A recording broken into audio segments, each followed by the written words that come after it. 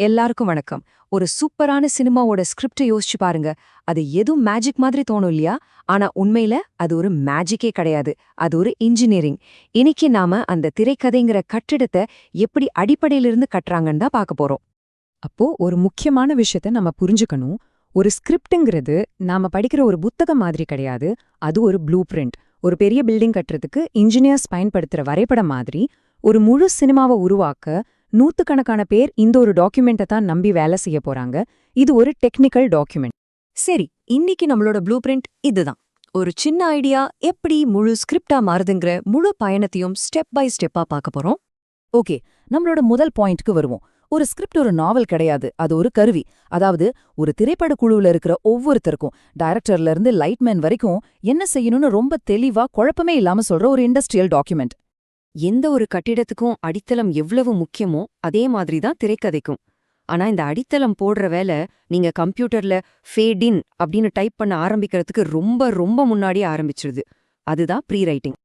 அந்த அடித்தளத்தோட மையப்புள்ளி, அதோட உயிர்நாடி எது தெரியுமா? அதுதான் லாக் லைன். சொல்லப்போனா இது உங்க முழு கதையோட டிஎன்ஏ மாதிரி. இந்த ஒரு வரியில தான் உங்க முழு சினிமாவே அடங்கியிருக்கு. ஒரு நல்ல பவர்ஃபுல்லான லாக்லைன்ல இந்த 4 முக்கியமான விஷயங்கள் கண்டிப்பா இருக்கணும். முதல்ல கதைய ஆரம்பிச்சு வைக்கிற ஒரு சம்பவம், அப்புறம் கதையோட ஹீரோ, அடுத்து அவரோட உடனடி இலக்கு என்ன, கடைசியா அந்த இலக்க அடைய விடாம தடுக்கிற பெரிய தடை எது. இந்த 4 சேர்ந்தாதான் ஒரு கம்ப்ளீட் லாக்லைன். ஆனா ஒரு நல்ல லாக் லைனை ஒரு கிரேட் லாக் லைனா மாத்துற சீக்ரெட் என்ன தெரியுமா? அதுதான் முரண், அதாவது ஐரணி. ஹார்வர்ட் சட்டக்கல்லூரியில படிக்கிற ஒரு அறிவே இல்லாத பொண்ணு, இல்லனா ஒரு சீரியல் கில்லரை பிடிக்க ஒரு நலமாம்சம் சாப்பிடுறவர் உதவுறது.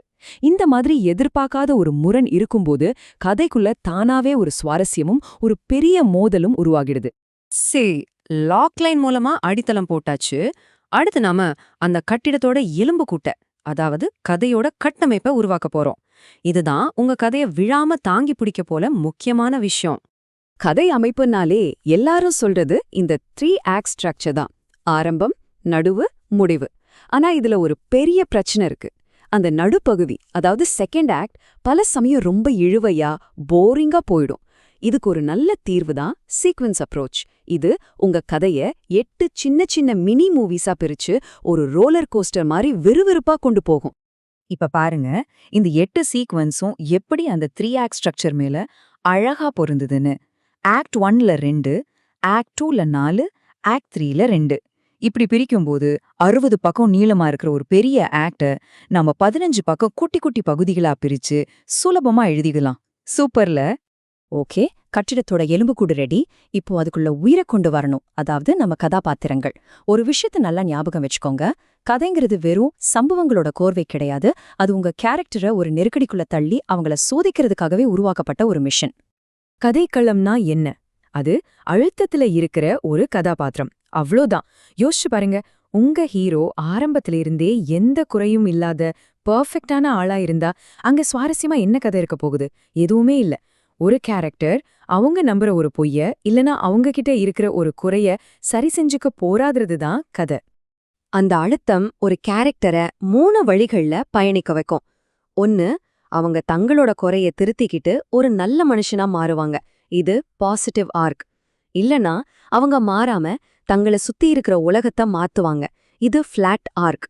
3வது, அவங்க தன்னோட குறையிலேயே மூழ்கி அழிவு நோக்கி போவாங்க. இது நெகட்டிவ் ஆர்க். கடைசி கட்டத்துக்கு வந்தாச்சு.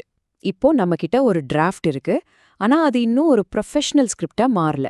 அந்த ஃபைனல் டச் கொடுக்கற மெருகேத்துற வேலை தான் இது. ஸ்கிரீன் பிளே ஃபார்மேட்டிங்ல இருக்கிற விதிகள் சும்மா அழகுக்காக கிடையாது. இதெல்லாம் ரொம்ப கண்டிப்பான விதிகள். Courier fonts 12 point size. இதுதான் ஒரு பக்கம் 1 நிமிஷம்ங்கிற கணக்க தீக்டாக்கா வச்சிருக்கோம். கேரக்டர் பேர் கேப்ஸ்ல இருக்கணும். ஒரு கேரக்டர் தடவையா வரும்போது அவங்க வயசோட சேர்த்து கேப்ஸ்ல எழுதணும். இந்த சின்ன சின்ன விஷயங்கள் தான் உங்க ஸ்கிரிப்ட கையில எடுத்த உடனே ஓ, இவருக்கு விஷயம் தெரிஞ்சிருக்குன்னு ஒரு ப்ரொடியூசரை நினைக்க வைக்கும்.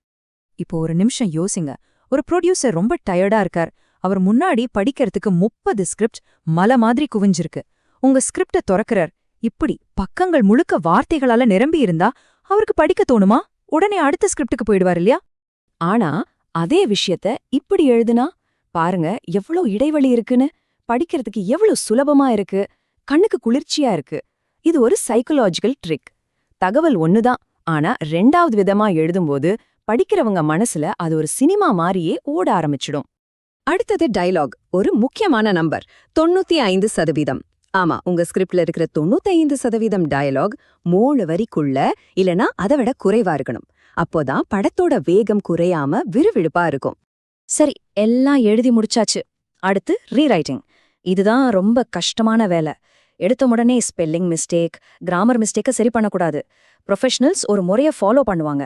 முதல்ல ஸ்கிரிப்டை கொஞ்ச நாள் தொடவே கூடாது.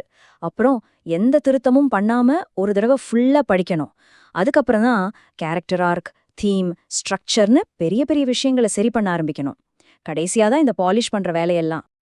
அப்ப பாத்தீங்களா, ஒரு சின்ன லாக் லைனுங்கிற விதையிலிருந்து ஒரு முழுமையான கட்டமைப்புள்ள மெருகேற்றப்பட்ட ஒரு திரைக்கதைங்கிற விருட்சம் எப்படி உருவாகுதுன்னு.